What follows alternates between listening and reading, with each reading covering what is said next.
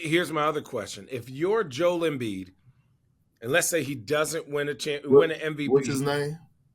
Joel Embiid. That's not his name. His name is Joel. His name is Joel. So I hope the producer take a fucking shot every time you mess up somebody's name. His name is Joel, not Joe.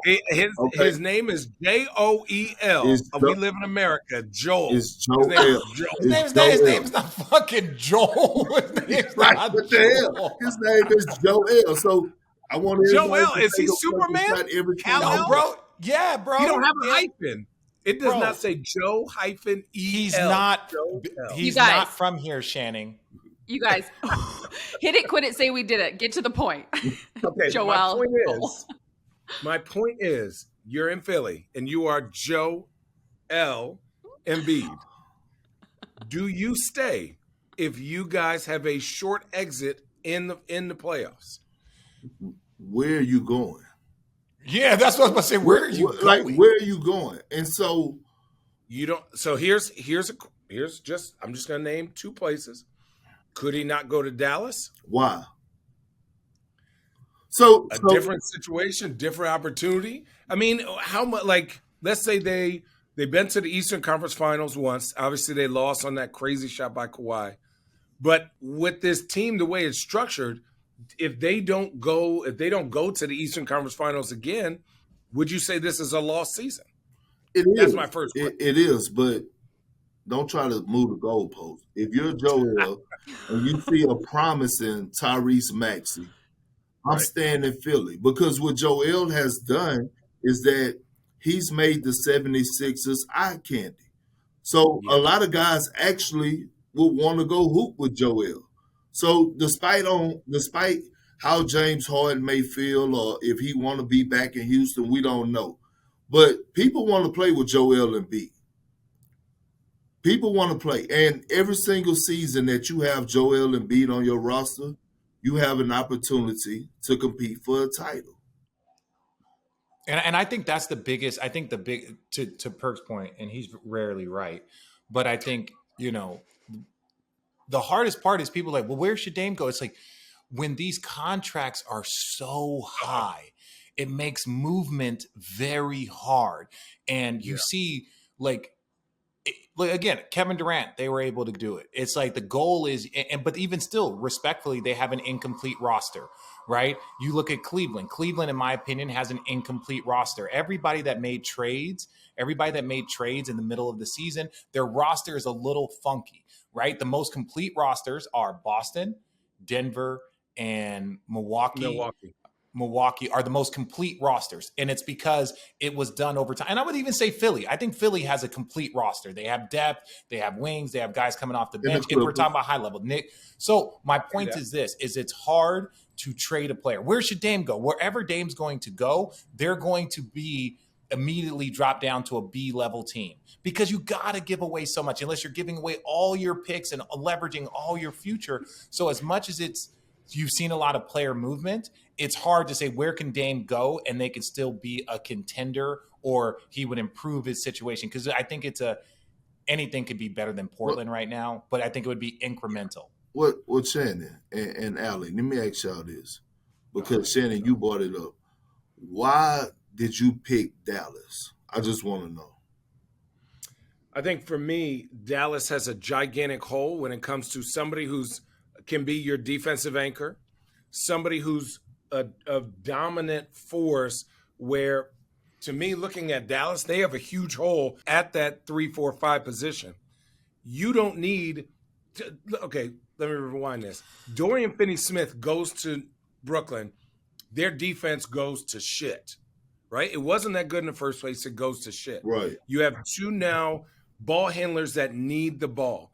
If Joel Embiid goes to Dallas with Luka has no choice but to play with a superstar that is the opposite of him, but stylistically like him. Like, Joel needs the ball. You can put skill players around them.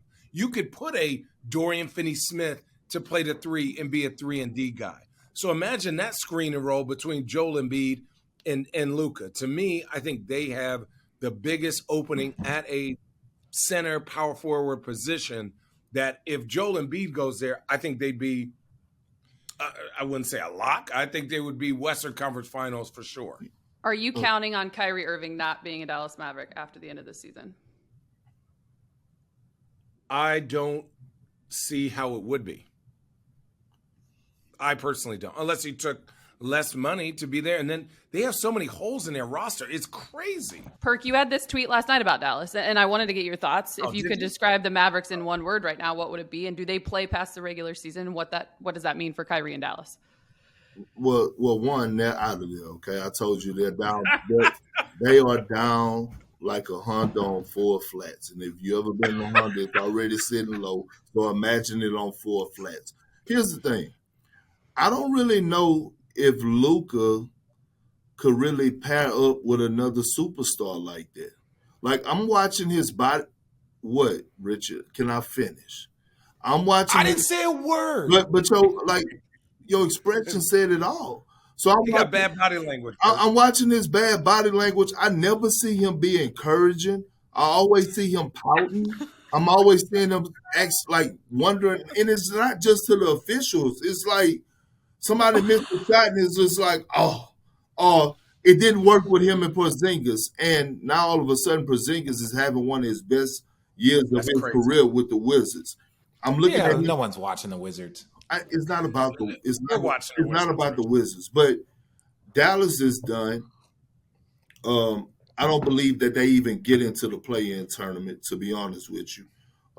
And I think Kyrie bounces. I think he leaves.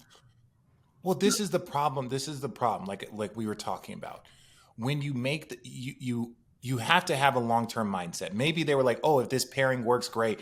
Because you have to be able to, if you make a trade, okay, for instance, the Phoenix Suns, while they are favored because they have Kevin Durant, they have this, you can see that they're lacking depth, right? You can see that they're lacking depth. So in the offseason, if you keep the core unit of Phoenix, which you will, DeAndre, all these guys, you can then go get couple of minimum salary defensive guys, 3-and-D guys. Like that's how you have to fill out your roster.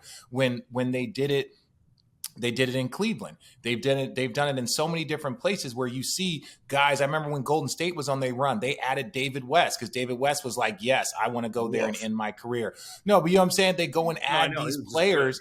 That's what I'm saying. And it was like, dude, David West goes there. And all of a sudden now what was kind of like a little bit incomplete roster, you can fill the holes. But Phoenix can do it. Cleveland's another team. They gave away a ton of assets to get Donovan Mitchell, rightfully so. But you can see that they're lacking probably 1 or 2 pieces before they can really put themselves in the top 2 or 3 conversations for like winning the conference, but they're right there.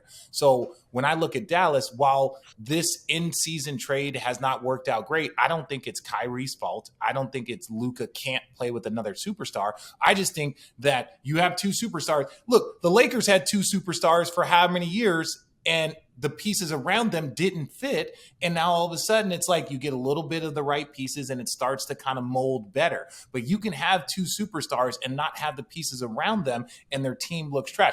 I'm not saying that that's what I'm saying. I'm not blaming Kyrie. I'm not even necessarily blaming Luka.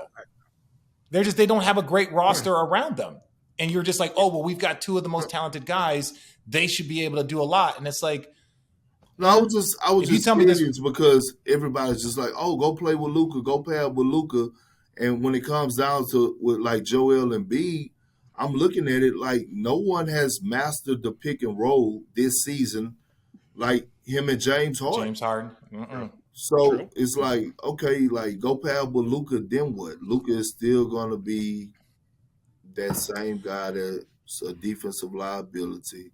That's going to dribble the air out the ball. Like James Harden has done a great job of transitioning to the point guard position.